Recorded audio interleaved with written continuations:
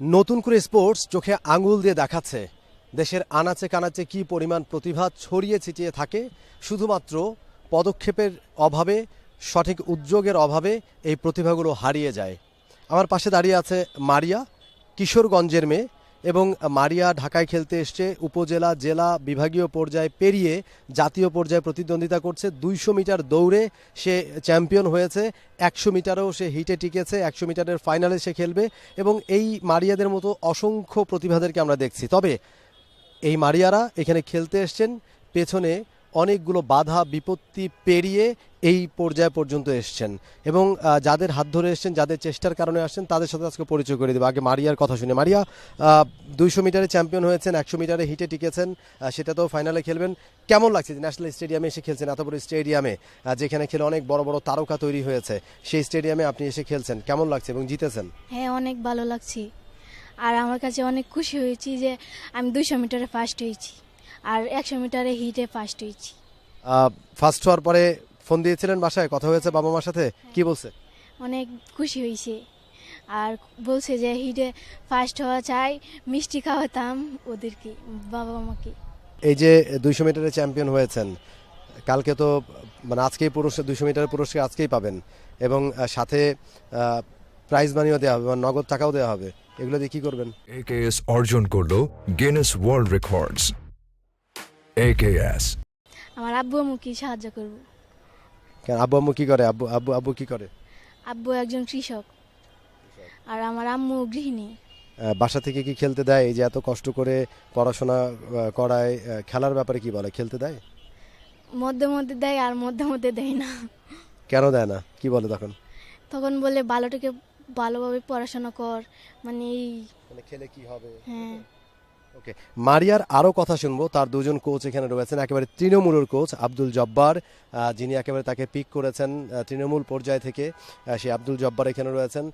মইনুল ইসলাম চৌধুরী রয়েছেন, তার আরেকজন কোচ ঢাকা অঞ্চল থেকে মারিয়া প্রতিনিধিত্ব করছেন। আমরা আব্দুল জব্বারের সাথে একটু কথা বলতে। জব্বার ভাই, ওকে কিভাবে খুঁজে পেলেন আপনি?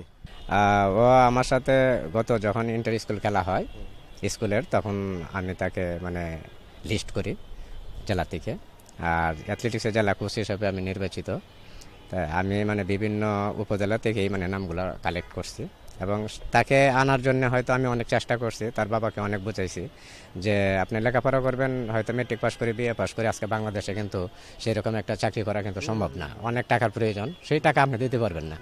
তা যদি একজন ভালো খেলোয়াড় হইতে পারে বাংলাদেশে, তো এখন বর্তমানে যে প্রধানমন্ত্রী যে উদ্যোগ নিয়েছেন, এটা আরও হয়তো কিছুদিন আগের থেকেই হয়েছে। আর প্রধানমন্ত্রী যে উদ্যোগ নিয়েছেন, যখন এটা সাধুবাদ জানাই যে একজন ভালো অ্যাথলেট হয়ে বা ভালো একজন খেলোয়াড় হয়ে সে তার একজন ভালো পর্যায়ে যাওয়ার মতো। এগুলো তার ওর বাবাকে বুঝাইছেন আপনি? তার আগে ওর বাবা দিতে চাচ্ছিল না? দিতে চাইছিল না, তার বাবা দিতে চাইছিল না। যে এইরকমও কথা বলছে যে আমরা তো ইসলাম ফ্যামিলি, তাই আমার একটা মেয়ে গিয়া খেলবে, মানে এটা কেমন দেখা যায়। তখন আপনি ওকে দেখে বুঝছিলেন যে ভালো করবে? হ্যাঁ, ভালো এইটা কেমনে আপনারা বুঝেন? আপনার কোচরা এটা কিভাবে বুঝতে পারেন? আমরা কোচ যারা আছে তারা কিন্তু আসলে একটা এই প্লেয়ারের চেহারা দেখে, তার হাইট দেখে তাকে আমরা বুঝতে পারি যে সে একজন ভালো প্লেয়ার হবে একদিন, কিন্তু সেটা কি হয়তো যত্নের অভাবে মানে শেষ হয়ে যায়।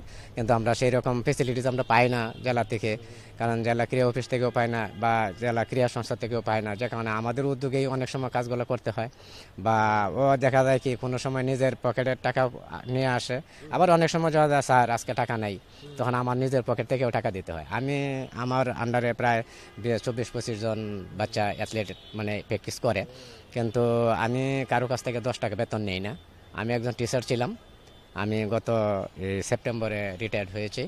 যেখানে আমি একজন সাধারণ প্লেয়ার ছিলাম, কিন্তু আমার একটা ইচ্ছা ছিল যে আমি একজন বড় প্লেয়ার বানাবো একদিন। তা আমার প্লেয়ার হয়েছে, আমার প্লেয়ার সেনাবাহিনীতে আছে, ন্যাশনাল পর্যায়ে খেলতেছে, নৌবাহিনীতে আছে, ন্যাশনাল পর্যায়ে খেলতেছে, যেখানে তাদেরকেও আমার ওই দিকে আনা। তো ইদানিং আমাদের যে ক্রীড়া অফিসার আছে মাহমুদা ম্যাডাম, উনি আসলে খুবই সাবলীল, এবং আগে ছিল টাঙ্গাইলের আলামিন সবুজ, উনিও আমাকে বেশ হেল্প করছে, আমাকে উঠে নিয়ে আইছে অনেক থেকে। আমাকে একটা কথাই বলছে যে আপনি ওইটাতে সময় দেন।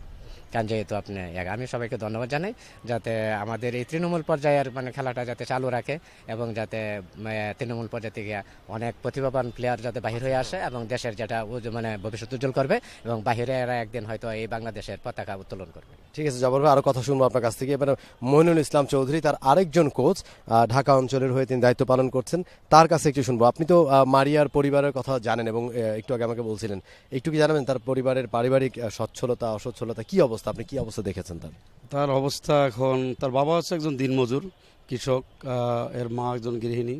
তার বাড়িটা হচ্ছে আমাদের কিশোরগঞ্জ, যে উনি থানাটাল, ওখান থেকে প্রায় 20 কিলো হাওরের ভিতরে, যেখানে যেতে ওদেরকে নৌকা এবং অটো মারিয়ে প্রায় সময় লাগে প্রায় 2.5 থেকে 3 ঘন্টা। ওখান থেকে শহরে আসতে এবং শহর থেকে ওখানে যেতে ওর মিনিমাম প্রতিদিন 5 ঘন্টা চলে যায়।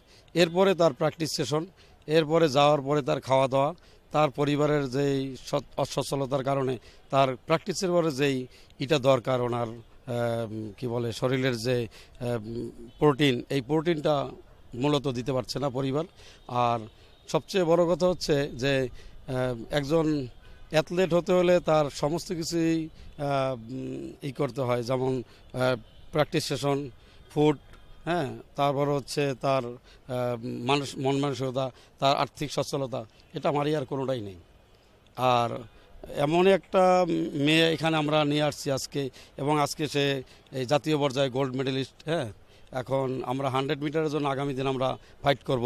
আপনি এই তার 200 মিটার আগে বলছিলেন যে ও চ্যাম্পিয়ন হবে এবং সে ঠিকই ঠিকই চ্যাম্পিয়ন হচ্ছে, এটা আপনারা কিভাবে বুঝতে পারেন আসলে যে আগে থেকে এতজন প্রতিযোগী এক একজন এক এক জায়গা থেকে এসেছে, এক এক অঞ্চল থেকে এসেছে, কেউ ময়মনসিংহের, কেউ রংপুরের, কেউ রাজশাহীর, কেউ সিলেটের, কেউ কুমিল্লার, বাট আপনি বলে দিলেন যে আমার এই মেয়েটা কিন্তু চ্যাম্পিয়ন হবে, দেখেন, এবং চ্যাম্পিয়ন হওয়ার পর আমি কিন্তু ইন্টারভিউ দিব, আপনি আগে বলছেন, কিভাবে বুঝতে পারেন সেটা?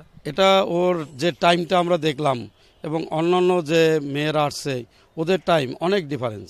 যেমন আজকে 100 মিটার হিটেও প্রায় 4 মিটার ডিফারেন্সে করছে, কোয়ালিফাই করছে আগামী দিন ফাইনালের জন্য, এবং 200 মিটারও প্রায় 3 মিটার আগানো ছিল সেমিফাইনালে, এবং ফাইনালি সে 2 মিটারে ডিফারেন্সে সে ফার্স্ট হয়েছে।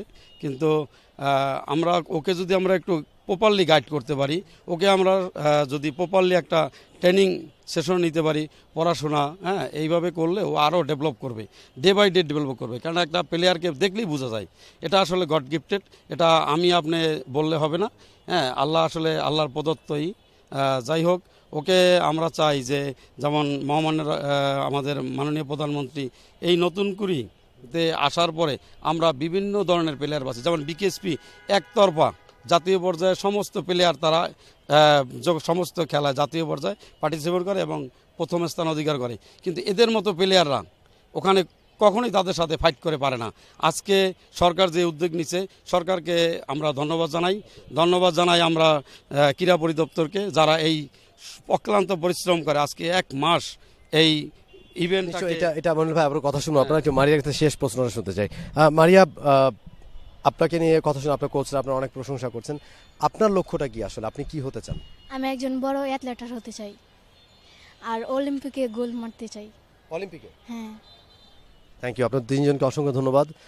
শেষ কথাটা মারিয়াকে জিজ্ঞেস করেছিলাম যে সে কি হতে চায়, তার স্বপ্ন অলিম্পিকে সে গোল্ড জিততে চায়, সোনা জিততে চায়, কিন্তু তার এই গোল্ড পেতে হলে তাকে যেই সমস্ত প্রতিবন্ধকতা পার হতে হবে, তার মধ্যে সবচেয়ে বড় প্রতিবন্ধকতা দারিদ্রতার সাথে তাকে যুদ্ধ করতে হবে। তার কোচদের কাছ থেকে যেটা শুনছিলাম যে তাকে বাড়ি থেকে যাওয়া আসা করতেই দিনে 5 ঘন্টা সময় শুধু লাগে, তার ওই খেলা শিখতে আসতে আর যাইতে, তার বাসা যেখানে হাওরের মধ্যে, এই যে 5 ঘন্টা পেরিয়ে তাকে আসতে হয়, প্রতিদিন তাকে যুদ্ধ করতে হয়, জীবন যুদ্ধ করতে হয়। এই জীবন যুদ্ধে তাকে আগে জিততে হবে, তারপরে তাকে জিততে হবে অলিম্পিকে গোল্ড। আমাদের প্রত্যাশা নিশ্চয়ই কর্তৃপক্ষ যারা রয়েছেন তারা এই বিষয়গুলো নজর দেবেন, প্রতিভাবানদের এই নতুন করে স্পোর্টসের মধ্য দিয়ে যারা উঠে আসছেন তাদের পথকে আরও সহজ করবেন, তাদের যাতে 5 ঘন্টা 6 ঘন্টা পেরিয়ে তাদেরকে আর না যেতে হয়, তাদের জন্য সুন্দর ব্যবস্থাপনা হয়, লম্বা ট্রেনিং সেশনের ব্যবস্থা করা হয়, ট্রেনিং ক্যাম্পের ব্যবস্থা করা হয়, এবং তারা যাতে বড় মঞ্চে গিয়ে বাংলাদেশের জন্য সুনাম বয়ে নিয়ে আসতে পারেন, বাংলাদেশের জন্য স্বর্ণ জিতে আসতে পারেন অলিম্পিকের মঞ্চ থেকে। For more updates, subscribe to our YouTube channel and click on the bell icon. Follow us on Facebook and Instagram. Download T-Sports app to enjoy exciting games and highlights. Visit tsports.com.